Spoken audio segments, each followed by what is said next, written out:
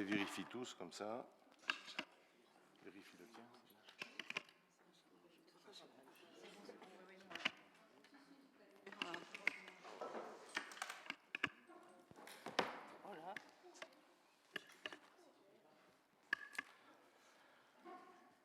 Très bien. Mesdames et messieurs, bonsoir. Je déclare la séance du Conseil municipal ouverte. Il est 18h40. Sont présents 25 élus. Il y a 3 procurations. Monsieur de Valconer Thomas donne procuration à Monsieur de Valconer Éric. Madame Dubois Annick donne procuration à Madame Thévenin.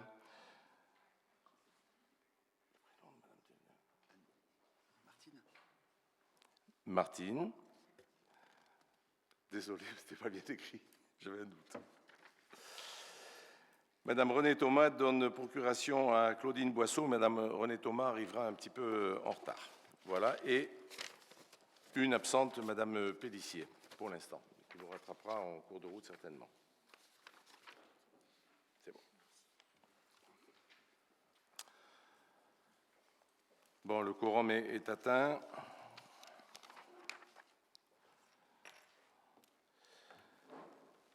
Je vous remercie. Nous allons pouvoir délibérer. Nous allons d'abord désigner un ou une secrétaire de séance. Aujourd'hui, je propose de désigner Madame Jade Morenas comme secrétaire de séance. Y a-t-il des contre, abstentions? Très bien, je vous remercie. Ensuite, je vous propose l'approbation du compte-rendu. Avant d'entamer l'ordre du jour, je soumets à votre approbation le compte-rendu du Conseil municipal du 29 juin 2022 et je le mets donc au vote, à moins qu'il y ait des observations. Oui, Madame. Oui, je vais essayer. Est-ce que vous m'entendez bien là? Oui, oui, oui. Très bien. Donc, nous constatons d'une façon générale que vous n'apportez pas de réponse à certaines questions posées lors des conseils municipaux. Soit vous répondez à côté, soit vous n'avez pas la réponse et vous nous promettez de nous apporter la réponse plus tard. Et nous n'avons jamais la réponse. Comme par exemple dans cette délibération numéro 1 du conseil du 29 juin, vous n'avez pas eu la réponse à notre question et on ne l'a toujours pas. Il n'y avait que celle-là? Non, enfin, en général, suivant... Non, sur celle du 29? Oui. Il y avait que celle-là? Ok, je m'engage à ce que vous ayez la réponse le plus rapidement possible. Je le mets donc au vote. Des contre, des abstentions. Je vous remercie. Ensuite, la communication des décisions du maire. Le dossier de séance comporte les décisions du maire. Est-ce que vous avez des questions ou des observations à ce sujet? Oui. Je vous en prie. Alors, je me suis aperçue, enfin nous nous sommes aperçus, que le 27 juin, il y avait une convention tripartite avec l'EPF pour une maison qui était à côté de l'avenue Jamonet, à côté du garage. Et après, il a été annulé. Est-ce qu'il y a encore quelqu'un ou c'est parce que c'est en prévision des travaux ou il y a encore quelqu'un? Vous voulez parler de la maison qui est attenante à Dourève? Oui. Mais elle faisait partie du lot. Du lot qui a été vendu par l'EPF à Irilia. C'est de celle-là que vous parlez? Oui. Oui, oui. Donc il n'y a plus personne. Ah si, si. Ils n'ont pas encore commencé les travaux et nous avons un collaborateur qui l'utilise et donc qui paye un loyer et on s'était donné comme date fin octobre où les travaux vont commencer. En fait, le permis de construire a été signé il y a une 8aine de jours seulement. Parce qu'en date du 22 août, vous annulez cette convention, c'est pour oui, ça? c'est ça, puisque la personne qui l'occupait occupe une autre maison d'ailleurs de l'EPF. D'accord. Donc ça s'est libéré et ce n'était pas prévu de le réoccuper, mais un de nos collaborateurs a demandé s'il était possible dans l'intervalle de terminer. Parce que comme je n'ai pas vu après de nouveau de convention, c'est pour ça. Si, pas vieille, elle date de 8 ou 10 jours seulement. D'accord. C'est juste un dépannage. C'est juste un dépannage. D'accord. D'accord. En date du 16 août, Il y a une décision, fourniture et livraison de repas. Me semble-t-il, c'est le CCS. Pourquoi la mairie a pris une décision de fournir du repas? Le 16 août. Oui. «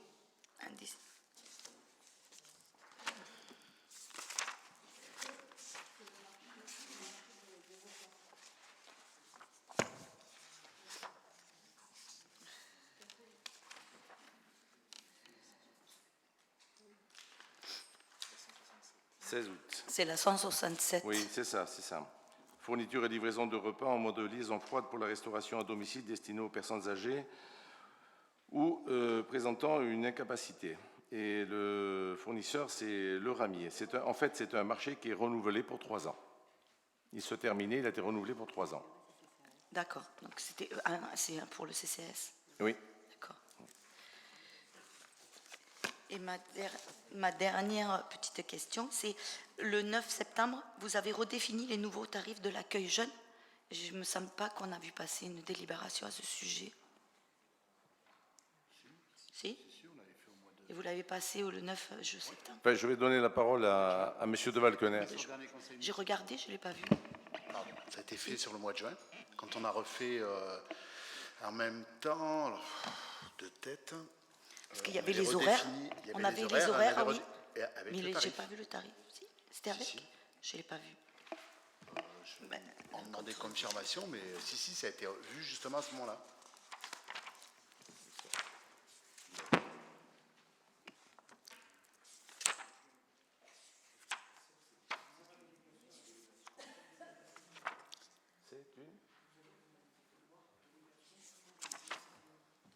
Ah oui, ça on le sait, mais c'était pour répondre à la question de Mme Thévenin. Oui, par délégation, bien sûr, j'ai le pouvoir de prendre. Vous avez peut-être raison, ça n'a pas été mis sur une délibération, ça fait partie des décisions du maire. D'accord, C'est merci. pour ça que c'est précisé. Donc, fortement augmentation ou... Excusez-moi. Allez. L'augmentation ou une baisse? Les nouveaux tarifs? Non, c'est une augmentation. C'était une augmentation des tarifs. Et beaucoup? Non. On peut savoir à peu près? De tête, vous la voulez maintenant? Non, mais si on peut apporter la Non, réponse. mais on peut vous communiquer ça. Bon, Merci. c'est pas prévu, mais bien sûr qu'on vous le communiquera. Il n'y a pas de souci. Merci. Tout. Notez le communiquer, ce truc-là. D'accord. D'autres observations? Non? Okay. Non. Donc, vous prenez acte. Ensuite, projet de délibération, décision modificative numéro 2 au budget communal, exercice budgétaire 2022. Madame Fabre, second, s'il vous plaît.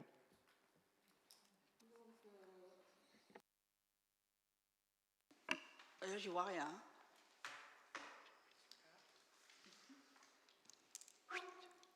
Bien. Traditionnellement, nous vous proposons une décision modificative. Il n'est pas marré, il est branché, oui. Là, voilà. Une décision modificative du budget pour l'année 2022. Je ne vais pas vous lire tous les chiffres, ils sont dans la délibération et sont expliqués dans le détail. Je vais vous présenter les principales évolutions en fonctionnement comme en investissement. L'inflation généralisée que nous connaissons, que vous connaissez tous, engendre de fortes hausses de dépenses sur l'énergie, les contrats de maintenance et les carburants pour près de 270 000 € au total. La commune abonde également les budgets dévolus au traçage, à la gestion de l'éclairage public et à l'élagage pour un total de 46 000 €. En ce qui concerne les dépenses de personnel, elles doivent être revues à la hausse en raison de la prime d'inflation, des remplacements d'agents absents et de la revalorisation du point d'indice, soit 170 000 € au total. Donc, si vous avez des questions concernant le chapitre 11, je continue. Oui, bonjour, j'ai juste une... Pardon ? Oui, j'ai une question par rapport à la fuite d'eau souterraine qui a généré une légère facture de 103 000 €. Oui. Si vous pouvez nous préciser un petit peu ce qui s'est passé. Eh bien, écoutez, fuite d'eau, oui. Il y en a eu une première fuite d'eau qu'on a détecté, qu'on a recherché, qu'on a détecté lorsqu'on a reçu la facture. Oui, j'imagine. Parce que voilà, le problème était que depuis, je crois, 2 ans et demi, ça ne fonctionnait qu'avec des factures estimées. Donc, on a été complètement choqués. On a fait des travaux de recherche. On a localisé la fuite qui a été réparée. Lorsqu'elle a été réparée, ça a craqué un peu plus loin. On a recommencé, donc on a retesté toute une longueur de réseau et on a réparé la fuite. Voilà. Donc à l'heure actuelle, tout a été réparé et mis en sécurité. Donc sur cette fuite de 103 000 €, nous avons présenté plusieurs dossiers pour être dégrévés et le dernier a été présenté hier au Grand Avignon. Donc vous avez sur la ligne 6611 un montant de 25 000 € qui doit être le montant que nous avons à payer. D'accord. Donc voilà. ça a été, je crois, validé hier par le Grand Avignon, effectivement. Oui, c'est ça, oui, tout voilà. à fait. Oui. Je crois. Okay. Voilà. Donc la première ligne, eau et assainissement, 25 000 €, c'est la facture qui nous reste à payer. La partie qui nous reste à payer. Ensuite, énergie, électricité, vous avez un montant de 161 000 €. Ça tient compte des dernières réévaluations qui nous ont été soumises par le Grand Avignon. Donc, si vous voulez des chiffres, en 2021, la facturation était à 77 € et en 2022, elle sera de 176,25 €. C'est le contrat de groupement du Grand Avignon. Et nous savons déjà qu'en 2023, ce sera de 500 € le mégawatt. Donc l'impact sur le budget au global à 500 Pardon €. L'impact global sur le budget en dépassement, puisque là, effectivement... Cette année, ce sera de 161 000 €. Ok. Voilà. On a étudié les consommations sur un an et on a fait un ratio jusqu'à la fin de l'année. Okay. Est-ce que vous pouvez peut-être nous préciser les mesures de réduction de consommation d'électricité qui vont être prises par la municipalité déjà, on avait fait, pour essayer de réduire cette facture? Voilà, on avait fait une sensibilisation importante auprès de tout le personnel communal qui ont répondu très favorablement. Ils ont été très concernés puisqu'au niveau consommation, il y a eu des baisses. Oui, mais je veux dire par rapport à l'éclairage public, est-ce que vous allez prendre des mesures au niveau d'éclairage public, on est en train de faire une étude pour faire des régularisations d'électricité et au niveau bâtiment, on vient de faire une étude pour avoir une GTB sur les bâtiments communaux. Une gestion globale des bâtiments techniques. D'accord, et par rapport à l'éclairage public, par rapport aux lampes de gueuler, vous savez, il y a la possibilité... On a commencé déjà à passer au LED, etc., à renouveler en LED. Et donc là, pour 2023, on aura tout un projet. D'accord, que vous nous présenterez un bilan effectivement des économies, puisque ça va avoir un impact relativement fort sur le bilan de la commune, puisque c'est multiplié par 3 ou 4 ce poste. Madame Fabre, si vous permettez une seconde. Concernant l'éclairage public, c'est un grand dilemme. Vous savez que certains quartiers, depuis l'instauration, souhaitent qu'on rééclaire ou qu'on réduise, etc. Bon, ce n'est pas possible de le faire tout de suite, mais on est en train d'étudier parce que la situation devient gravissime avec ce qu'on nous annonce, quoi, hein. Ce qui est prévu là, on n'a pas trop exagéré volontairement, quoi, hein. C'est pour ça. Donc il faut vraiment travailler là-dessus et on ne peut pas décider ça en une semaine, quoi, hein. Il faut voir avec les professionnels compétents quelles sont les mesures à prendre. Alors bien sûr, remplacer par des LED, ce n'est pas possible de remplacer toute la ville par des LED. Il faudrait mettre plus de 250 000 € tout de suite, c'est hors de question, on ne les a pas. Donc il faudra y aller progressivement, secteur par secteur, et chaque fois que, par exemple, un lotissement est refait, c'est sûr que ou quand on refera la rue Jean Monnet, après les travaux de l'école, etc., bien sûr que ce sera... En plus, l'éclairage sera renforcé. Il y a l'autre possibilité aussi, avec certains éclairages, qu'ils soient réduits d'eux-mêmes à certaines heures, ce qui fait que ça laisse quand même de la luminosité, mais pas Versailles, comme on dit, quoi, hein. C'est pas facile. Par contre, On vous a expliqué tout à l'heure d'installer des appareils qui coupent le courant à telle heure, quoi, hein.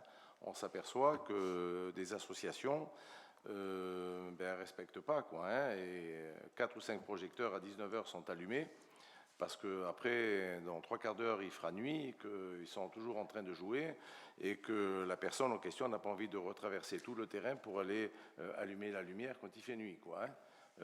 On imagine. Il y a aussi des projecteurs qui restent allumés toute la nuit parce que le dernier qui part a oublié de fermer. Le gymnase, c'est assez régulier aussi, c'est en face de chez moi. Et je rentre jamais très tôt chez moi. Et je vois que c'est allumé. Donc ça veut dire que on va installer les GTB, puis à telle heure, si l'association doit vider les lieux, je ne sais pas, à 22h45, à 22h50, ça coupe, quoi. Ils sortiront à tâtons, quoi, hein. Voilà. Sauf les alarmes, bien sûr, quoi, hein. On sera obligé de prendre des mesures. On vous a expliqué tout à l'heure qu'on a commencé dans tous les bâtiments communaux, la lumière, les gens font ça chez eux. Donc il n'y a aucune raison qu'ils ne le fassent pas là, quoi, hein. Et on a vu que tout le monde s'y met, quoi, hein. On a des problèmes aussi dans certaines écoles, dont une de façon assez récurrente, où je ne sais pas quelle est la dernière personne qui part, mais il y a toujours quelque chose d'allumé, quoi, hein. Cassini, pour ne pas la nommer. Donc là aussi, il commence à y avoir un sérieux problème. Voilà, quand on ne laisse pas une porte ouverte. Donc ça veut dire qu'il va falloir être beaucoup plus vigilant et prendre des mesures, quoi, hein, volontaires de couper le courant à telle heure. Voilà, et tous les appareils seront coupés.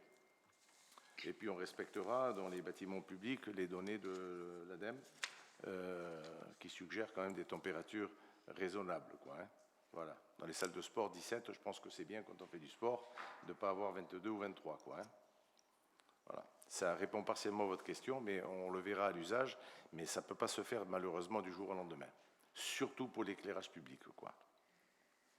On réfléchit aussi, par exemple, à Noël, à moins de lumière, ou le même nombre de lumières que nous avions, mais beaucoup plus étalé pour avoir un plus grand éclairage de Noël. Mais peut-être qu'il faudra couper une demi-heure plus tôt l'éclairage public et l'allumer une demi-heure plus tard, ne serait-ce que gagner une heure. Enfin, tout est possible. Mais avec, c'est vrai, les futurs éclairages à LED, c'est quand même beaucoup plus facile à programmer, quoi. Et ça peut même se programmer de l'extérieur, à partir d'un ordinateur, quoi, hein. C'est pour ça que certaines communes ont pris effectivement le taureau par les cornes en prenant un investissement massif, en changeant l'ensemble des lampes et des éclairages publics pour passer au LED et pour pouvoir contrôler effectivement des coupures et réduire effectivement. Donc c'est un coût, c'est un investissement, mais qui peut se retrouver effectivement sur le long terme et sur la consommation. Je sais, Monsieur Fouin, mais il y avait tellement de choses à faire et des choses primordiales dans cette ville que nous aussi on prend le taureau par les cornes, mais c'est pas forcément le même taureau, quoi. Mais on va y arriver.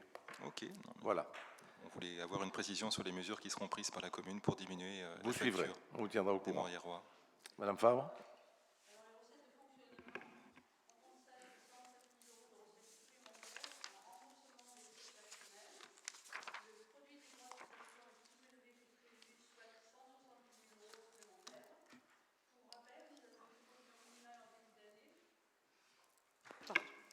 En début d'année. Quelques augmentations de recettes aussi sur les versements en CAF, avec la municipalisation de la crèche, le département pour l'occupation du gymnase par le collège et sur la dotation globale de fonctionnement. Enfin, une baisse des recettes locatives, puisque quelques logements ont été moins occupés que prévu, mais aussi en raison d'une régularisation sur les recettes de la fourrière. En investissement, il faut retenir une hausse des dépenses pour la voirie, 45 000 €, et l'acquisition d'un véhicule pour les services techniques à hauteur de 20 000 €. Pour les dépenses d'ordre, une régularisation concernant des frais d'études suivis de travaux est à noter pour un montant de 38 000 €. Les recettes d'investissement, vous avez 93 000 € supplémentaires à la suite de la cession du parvis de la gare, d'un véhicule tractopelle et d'un petit terrain dont on a parlé au précédent conseil. 51 000 € de subvention du Grand Avignon pour l'aménagement d'arrêt-bus et l'acquisition du véhicule des services techniques. 55 000 € de recettes en moins car il n'y aura pas d'emprunt d'équilibre puisque le budget peut être équilibré autrement.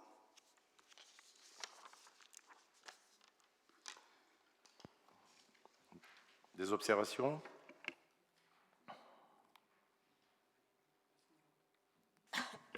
Oui. Donc, nous réitérons nos propos tenus lors du vote du budget sur nos inquiétudes sur l'avenir au vu de la forte augmentation des dépenses. On avait constaté que les charges à caractère général avaient augmenté de 44%, et maintenant, avec cette modification, ça fait une augmentation de 66%. Les postes comme l'eau, l'énergie, les contrats de prestation, l'entretien, les voiries, la maintenance, les fêtes et cérémonies, les frais d'actes et de contentieux sont des postes importants dans vos dépenses de fonctionnement. Et on s'aperçoit que même les 145 000 de dépenses imprévues ne suffisaient pas à combler les augmentations de ces décisions modificatives. Par rapport à ce que vous avez dit, nous serons attentifs aux actions que vous allez mener pour réduire ces dépenses. Et sur la partie investissement, nous pensons que vous avez manqué d'anticipation sur certains travaux, comparé les travaux de la route La Grâce, puisque vous saviez qu'il fallait refaire un côté de la route, les 45 000 euros. La vente d'une partie de la gare, vous connaissiez ces informations au moment du budget. Nous estimons également que les documents fournis manquent de clarté d'information. Pour toutes ces raisons, nous, élus d'opposition, voterons contre cette décision modificative. Très bien. Bon, donc on passe au vote. Vous êtes 5. Madame Pélissier ne s'est pas manifestée, on n'a pas de procuration. Donc 5 contre. Non, adopté. Merci. Délibération 57, le rattrapage d'amortissement, correction sur exercice antérieur. Madame Favre. La présente délibération vise à apporter des corrections à la suite d'un suramortissement dont nous nous sommes aperçus à la suite de la cyberattaque et des restaurations des comptes lorsque nous avons intégré des fiches du comptable public. Lorsque la collectivité fait une acquisition ou réalise des travaux, elle procède ensuite à un amortissement sur un certain nombre d'années pour constater l'usure. En l'occurrence, il y a eu une écriture de plus que nécessaire, c'est-à-dire qu'il y a eu suramortissement.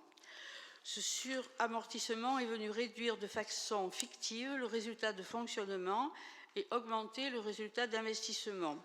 Aujourd'hui, il est proposé de corriger en réaffectant correctement les reports en utilisant les comptes idoines.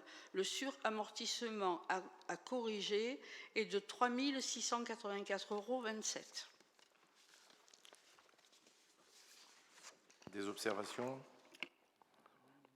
Très bien, on passe au vote. Si. Pardon. Les contre? Pardon, Oui, je vous en prie. Donc, la correction de ces amortissements, évidemment, n'a pas d'incidence directe sur le résultat de l'exercice. Au vu de la somme, certes, ça fait très petit, mais elle est quand même versée au 1068, excédent de fonctionnement capitalisé. C'est de l'autofinancement. C'est tout ce qu'on avait à dire. D'accord.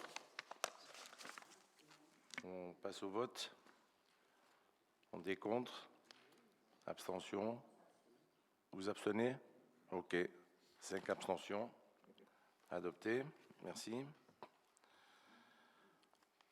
Ensuite, délibération numéro 58, modification du tableau des effectifs.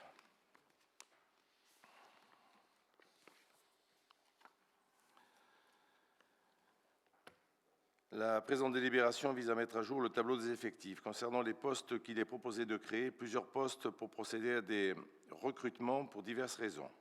Un poste de rédacteur pour le service ressources humaines, en remplacement d'un agent ayant muté vers un autre service. Un poste de rédacteur pour renforcer le service finance.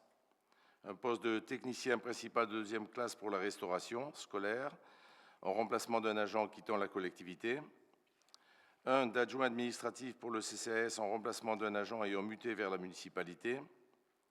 Un poste d'agent spécialisé des écoles maternelles en remplaçant d'une ATSEM. Il y a aussi des modifications sur les postes occupés qui correspondent à des mouvements de personnel. Elles sont précisées dans la délibération, mais je vais les lire à nouveau. Un poste d'adjoint technique principal de deuxième classe à temps non complet, 28 heures, en moins, correspondant au départ d'un agent de la crèche. Un poste d'adjoint technique principal de deuxième classe en moins, correspondant à une intégration d'un agent dans la filière administrative. Un poste d'adjoint technique supplémentaire correspondant au recrutement d'un technicien pour l'espace culturel Follard, qui provient d'une collectivité. Un poste d'animateur principal deuxième classe supplémentaire et un poste d'animateur en moins, correspondant à un avancement de grade d'un agent. Un poste d'adjoint d'animation principale de deuxième classe en moins, correspondant au départ d'un agent de la ludothèque. Un poste d'adjoint d'animation à temps non complet, 24h30 en moins, et un poste d'adjoint d'animation à temps non complet, 31h30 supplémentaire, correspondant à l'augmentation du temps de travail d'un agent. En fait, c'est la même personne qui fera plus d'heures. Un poste d'adjoint d'animation supplémentaire, correspondant à l'arrivée d'un agent en remplacement d'un agent contractuel qui ne figurait pas au tableau des effectifs.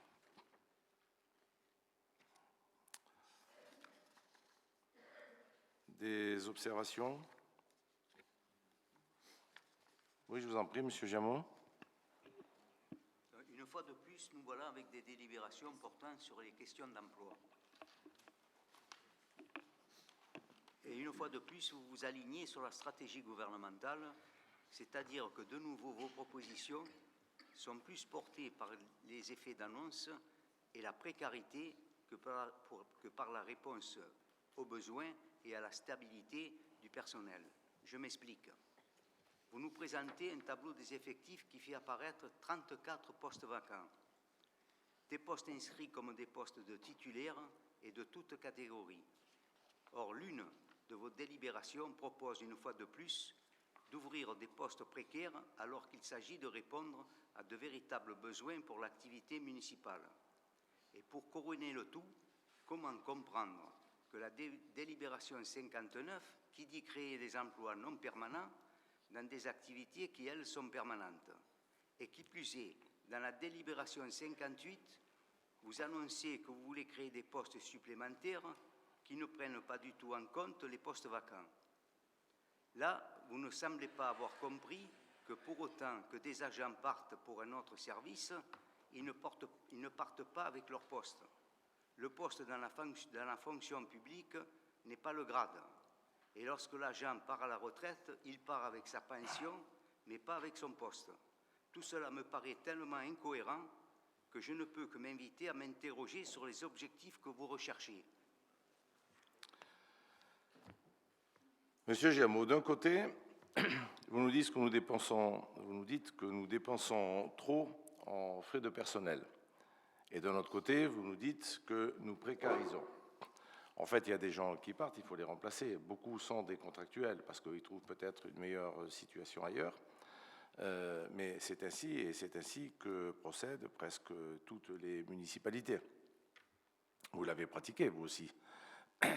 Je ne comprends pas. Le souci que vous mettez en avant. Vous souhaiteriez que nous embauchions les gens directement avec un contrat 36 heures. C'est pas possible, vous le savez très bien.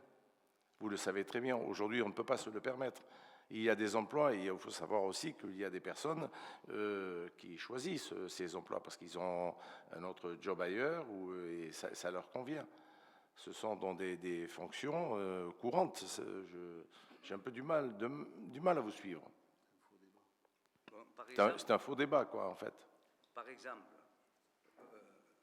vous créez un poste de rédacteur service ressources humaines en remplaçant un agent ayant muté vers un autre service. Mais vous ne créez pas un poste, là. Donc déjà, là, vous ne créez pas un poste. L'agent est parti, mais comme je disais dans mon intervention, l'agent, il n'est pas parti avec le poste. Il est parti avec son grade peut-être, mais le poste est là. Donc vous ne créez aucun poste. Alors si on crée un poste, monsieur, alors je vais vous expliquer. C'est que la personne qui était dans ce service-là est allée dans un autre service, à savoir la police, où il n'y avait pas de secrétariat. Donc il faut remplacer la personne. Et là, on crée un poste. Mais comme je disais dans mon intervention, vous n'avez pas compris. Je répète, les agents de la fonction publique qui qui à un moment donné partent en retraite, ils ne partent pas avec leur poste. Donc vous ne créez Monsieur pas... Giamot, personne n'est parti à la retraite dans tous les gens que nous remplaçons Non, mais là-dedans. c'est un Aucun. exemple.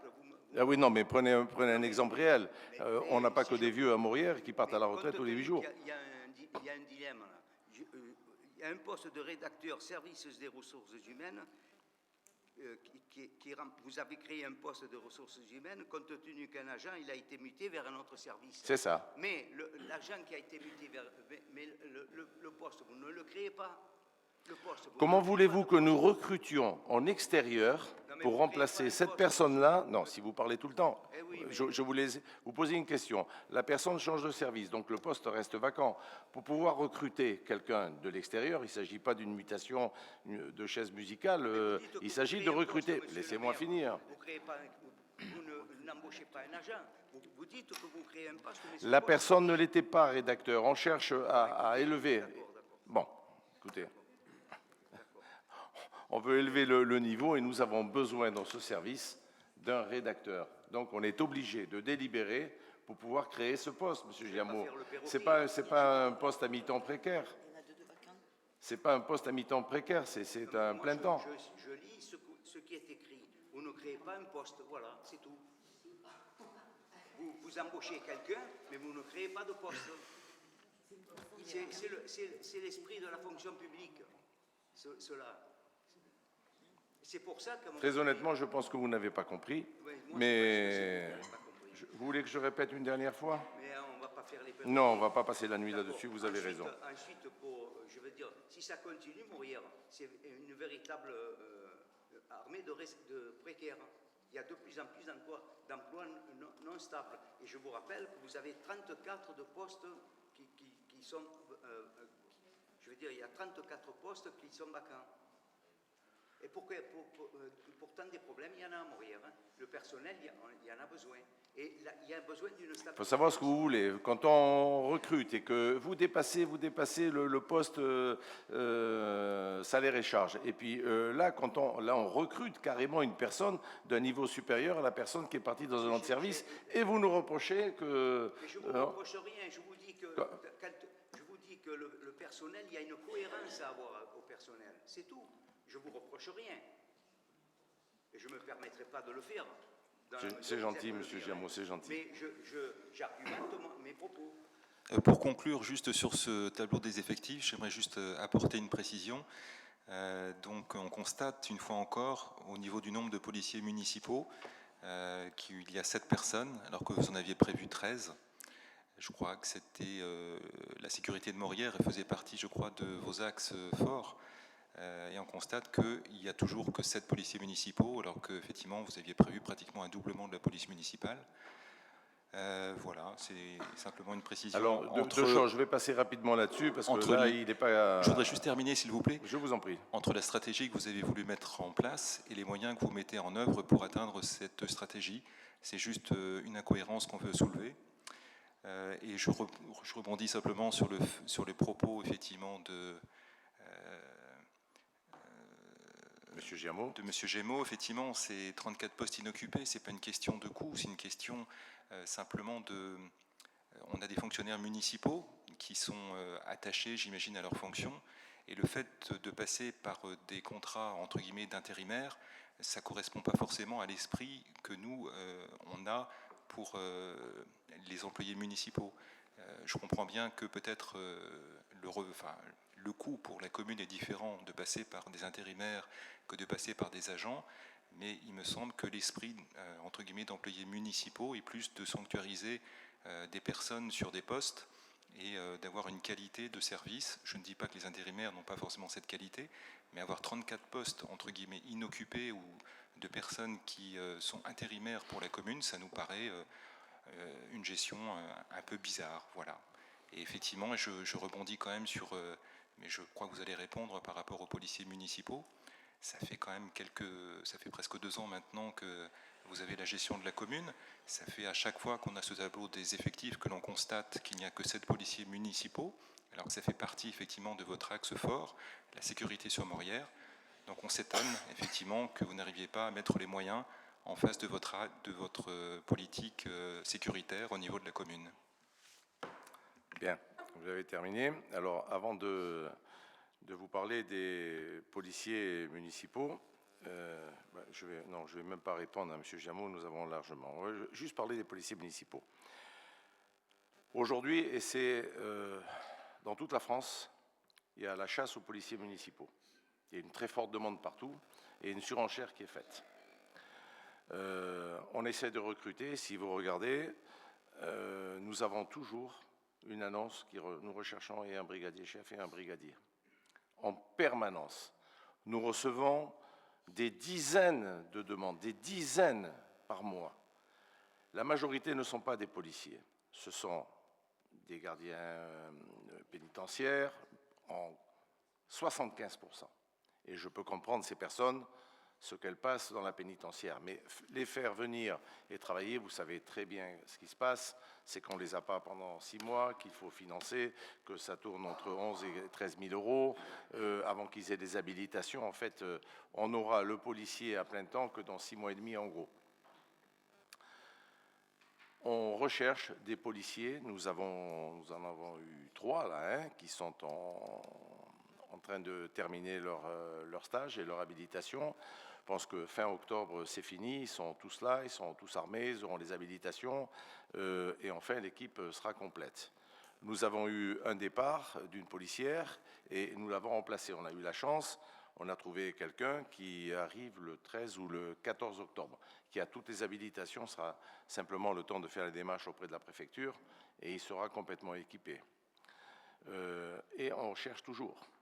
Tout ce que nous recevons, malheureusement, soit ce sont des personnes qui veulent finir leur retraite tranquille dans le sud de la France, et ce n'est pas possible si on veut investir. Je ne dis pas qu'il ne faut pas prendre des gens de 55 ou de 60 ans, mais on cherche des gens actifs pour correspondre à la demande que nous voulons, ce que nous attendons d'eux. C'est-à-dire, en gros, quelqu'un qui est entre 25 et 40 ans, si possible, mais qui ait toutes les habilitations. Et tant pis, s'il faut prendre des brigadiers chefs, comme l'a fait mon prédécesseur, parce que déjà, il avait du mal à recruter des policiers.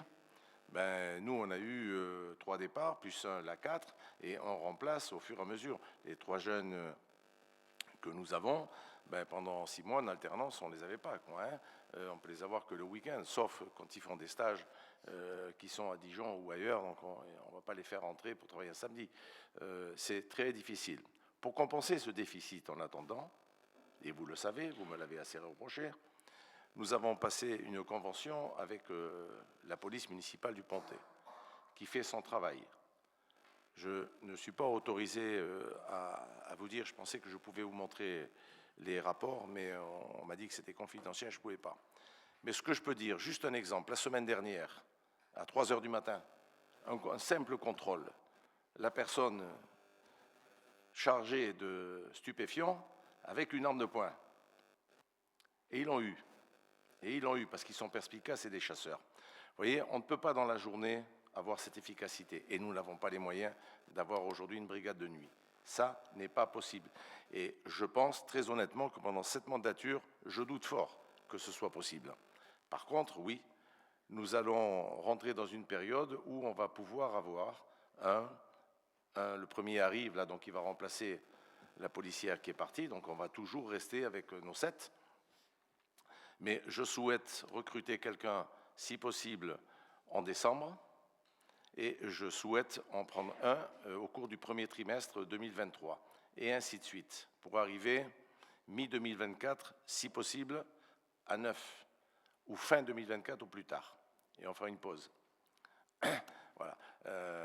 C'est 2029, qu'est-ce que je dis 2025. Oui, je me projette déjà, moi. Voilà. Ça répond partiellement à votre question. Grosse difficulté pour recruter des policiers. Vous avez la ville de Nice qui en embauche 10 par semaine et qui en perd 10 par semaine, quoi, hein. Il y a un turnover, il y a des propositions financières qui sont faites dans certaines villes qui ont d'autres moyens et ils les recrutent. Et donc il y a en permanence cette espèce de turnover. Or nous avons depuis quelque temps une stabilité et nous essayons de la conserver. Donc c'est très très difficile de recruter. En parallèle, nous avons le même cas avec le recrutement d'un DST, puisque de toute façon on va en parler. très difficile de trouver quelqu'un, rarissime même. Plus personne ne va avoir ce type de responsabilité, puisque par délégation, les lois font que les fonctionnaires, les responsables, eux aussi, peuvent être contraints de payer leurs erreurs. Donc c'est vraiment très difficile de trouver des personnes de haut niveau. Voilà, nous l'avons trouvé. On va en parler. Bon, nous allons passer au vote. Votre position? Des abstentions? Des abstentions? Des contre? Ok, 5 contre.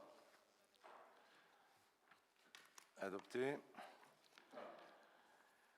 Délibération numéro 59.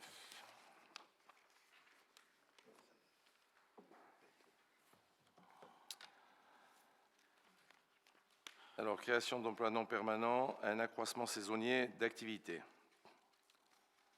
Afin d'assurer le fonctionnement normal des services municipaux, il faut recruter un certain nombre d'agents du 1er décembre 2022 au 31 mai 2023, à savoir 2 postes d'adjoints administratifs, 4 postes d'adjoints techniques avec CAP petite enfance rémunérés au 3e échelon, échelle C1, 16 postes d'adjoints techniques.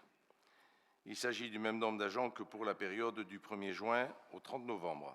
Pour rappel, nous prenons 2 délibérations de ce type chaque année pour couvrir des périodes de 6 mois. Alors avant que vous m'interpelliez, Monsieur Giamot, c'est à peu près le même cas, mais à une différence près, c'est que là, par contre, il y a un grand turnover de gens qui ne restent pas, malheureusement. Dans un autre domaine, mes collègues maires dans la région, presque tous, si ce n'est pas tous, ont eu d'énormes difficultés à recruter, même jusqu'au dernier moment, pour les écoles. Ça ne motive plus. Très peu de jeunes ont envie de faire ce truc-là, quoi, hein.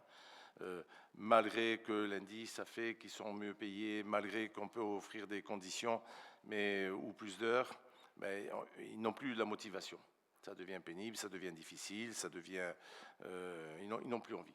Ils n'ont plus envie. C'est peut-être comme les barman qui ont pu travailler à 22 heures, ou les restaurateurs, les gens qui travaillent dans les restaurants. Malheureusement, c'est peut-être dû au Covid, les gens ont goûté à autre chose et n'ont plus envie de s'impliquer et ne vont plus vers certains métiers ou certains postes. Donc là, c'est pareil. Il faut prévoir, ils partent pour avoir les postes de créer. Ça ne veut pas dire que ces personnes-là seront recrutées, vous le savez très bien comment ça fonctionne, mais il faut les avoir en stock, comme on dit, afin de pouvoir répondre immédiatement à un recrutement de personnes. Sur cette délibération? Je peux dire un mot, mais je veux dire, c'est difficile d'embaucher des emplois à contrat indéterminé. Par contre, les dizaines et dizaines d'emplois précaires, là, on y arrive facilement. Parce que c'est là où on les trouve. Non, mais les gens ne veulent pas s'engager à faire ça toute leur vie. Ce sont des jeunes, et ils font ça en attendant de trouver autre chose de mieux, quoi, hein, de mieux. Vous savez que pour les animateurs, là, hein, toutes les semaines, il y en avait 2-3 qui nous lâchaient. Donc il fallait en prendre 2-3 de plus. 2-3 qui nous lâchaient, il fallait prendre 2-3 de plus. Et ça s'est stabilisé. Et toutes les communes voisines ont eu ce souci-là. Hein. On a démarré, nous, avec un de moins qu'on a récupéré après. C'est terrible. Donc il faut avoir ces disponibilités pour pouvoir répondre à la demande. C'est tout le débat que nous avons par rapport à la valeur travail. Et c'est compliqué. Monsieur Giamot, ce n'est pas moi qui fais les lois. Heureusement pour vous. Vous ne seriez pas content. Je plaisante, je plaisante. Très bien. Sur cette délibération, donc abstention contre? Contre, ok, 5 contre, donc adopté. On passe à la délibération numéro 60.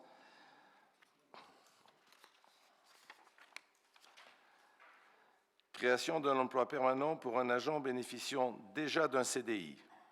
Nous y voilà. Comme nous l'avions indiqué lors du précédent conseil municipal, la commune doit remplacer le directeur des services techniques qui a fait valoir ses droits à la retraite. Il est donc proposé de créer un emploi permanent en CDI. Je précise que la personne pressentie sera recrutée en tant que contractuelle, conformément à son statut actuel. La délibération précise les missions, qui comprend la fiche de poste avec notamment la direction du service technique et du service urbanisme, Un entretien a déjà eu lieu avec la personne concernée et nous souhaitons la recruter au plus vite pour permettre la continuité du service. Là, nous avons eu la main un peu plus heureuse, bien que ça ne s'est pas bousculé au portillon. Des observations? Vous êtes pour?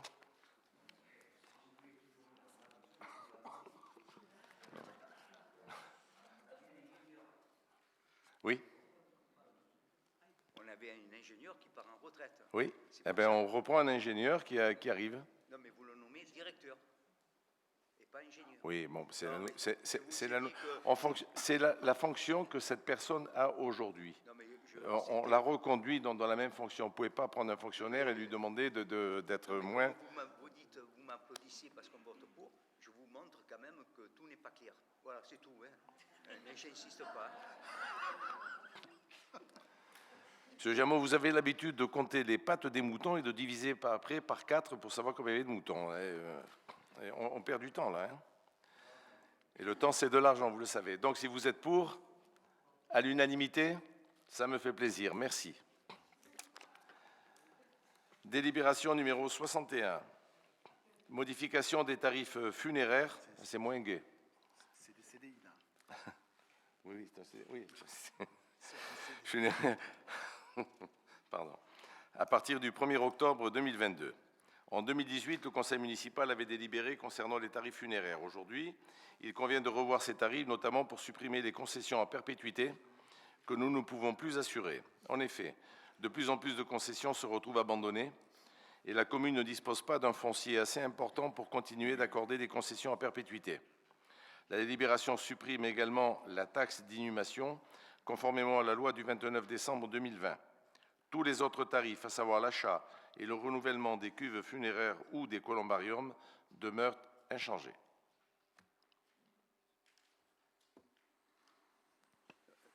Donc, les concessions funéraires restent un service de la commune à la population.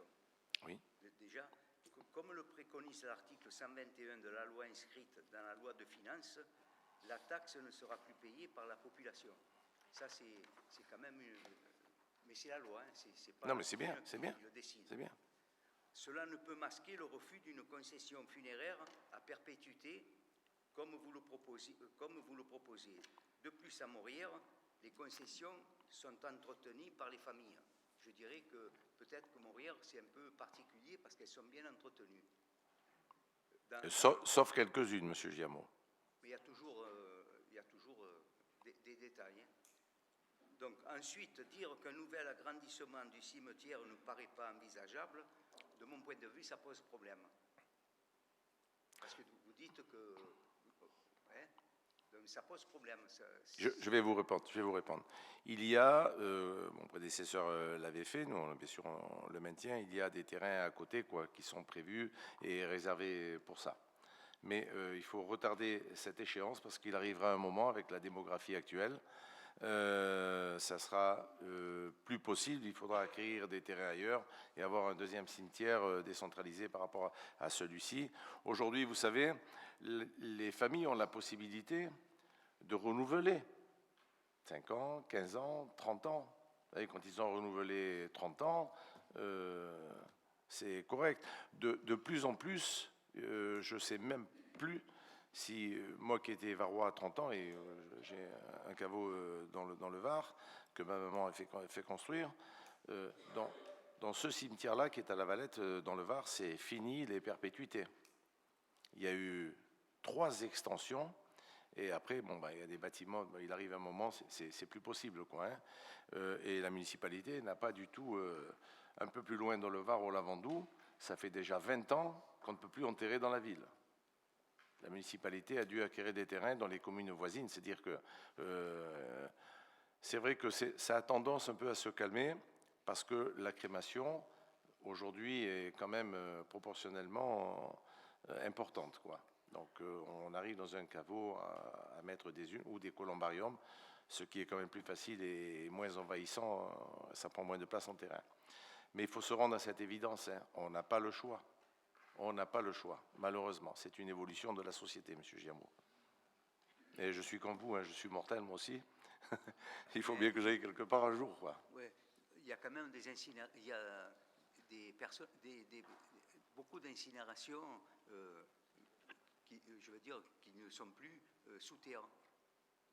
Oui, il y a les columbariums, mais il y a aussi l'épandage des cendres, hein. Nous en avons ici, hein. Donc on offre quand même d'autres solutions. Même il y a des possibilités d'inhumation en terre de l'urne, ce qui fait que proportionnellement, ça occupe beaucoup moins de terrain. Ce qu'il y a, c'est qu'il faut quand même freiner un peu ça, parce que il va arriver un moment où il faudra délocaliser, acquérir ailleurs, et ça rentre dans des frais. Voilà. Donc pour cette délibération, des abstentions, vous abstenez? Ok, 5 abstentions, et donc adopté. On passe à la délibération 62, participation au 104e Congrès des maires de France du 22 au 24 novembre 2022. Madame Fabre. Cette année, le congrès des maires se tiendra du 22 au 24 novembre. Pour la commune de Morières, il est proposé que Monsieur le maire, Monsieur Éric de Valkener et Monsieur Raphaël Gottschalk s'y rendent. Comme cela se fait traditionnellement, il est proposé que la commune prenne en charge les frais de déplacement, de séjour et d'inscription. Monsieur le maire. Des observations? Donc, pas de contre. Je vous remercie. Monsieur Gottschalk, on voyagera ensemble. Adopté à l'unanimité, je vous remercie. Délibération numéro 63, attribution de 6 aides financières pour l'acquisition de vélos à assistance électrique neufs. Je vois que ça fait de plus en plus d'émules. Ça part dans le bon sens. Madame Fabre. Alors, la commune a reçu 6 nouvelles demandes pour des subventions dans le cadre de l'acquisition de vélos électriques neufs, confirmant le succès que rencontre cette initiative. Il est donc proposé au conseil municipal d'accorder 6 aides de 100 € chacune pour l'acquisition de ces vélos.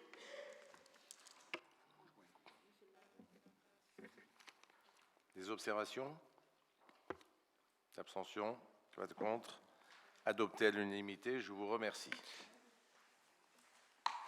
J'avais juste une précision, Je vous en prie. un petit commentaire. Nos excellents journalistes de la Provence avaient fait un article sur les ombrières de Morières, indiquant donc que la production totale d'électricité de ces ombrières serait d'à peu près 1300 MW. Je voulais juste faire part au conseil municipal le tarif de rachat de cette électricité produite par les ombrières sur la commune. En octobre 2021, il était de 98 € le mégawatt. Donc c'était avant la crise ukrainienne. Donc pour vous donner une idée, la production, le chiffre d'affaires de ces ombrières, 1368 MW x 98 €, ça représente 134 000 € de recettes pour le prestataire qui a construit ces ombrières. Après, s'il vous plaît, 5 blocs. Comme ça, c'est suffisant. Merci.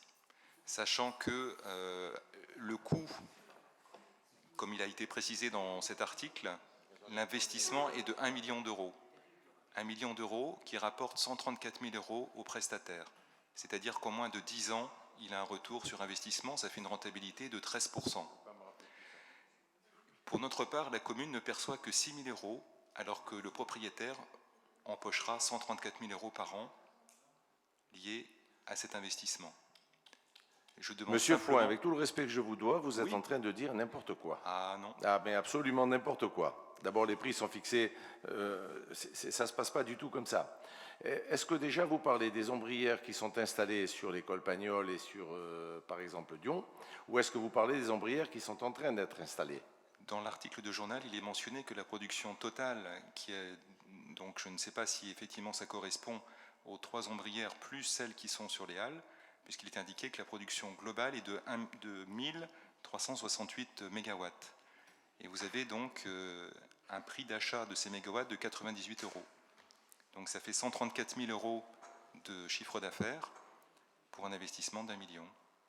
Les tarifs ont été fixés par la Commission de régulation de l'énergie et personne ne peut rien y faire.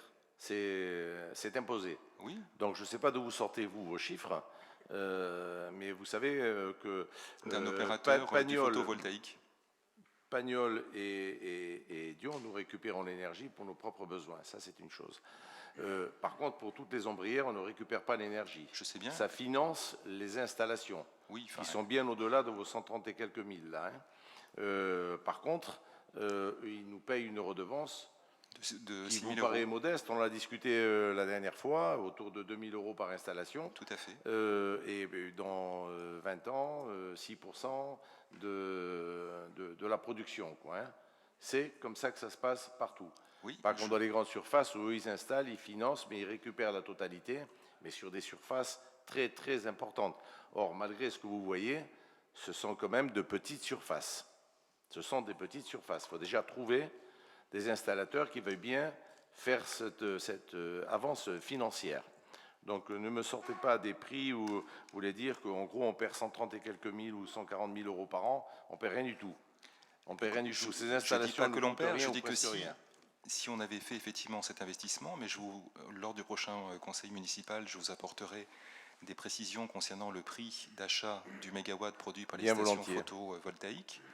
Donc on pourra voir effectivement, moi c'est une source que j'ai pu avoir d'un producteur de photovoltaïque qui m'a indiqué ce tarif, donc je peux me tromper, mais en tout cas la source qui m'a donné ce montant, je vous communiquerai.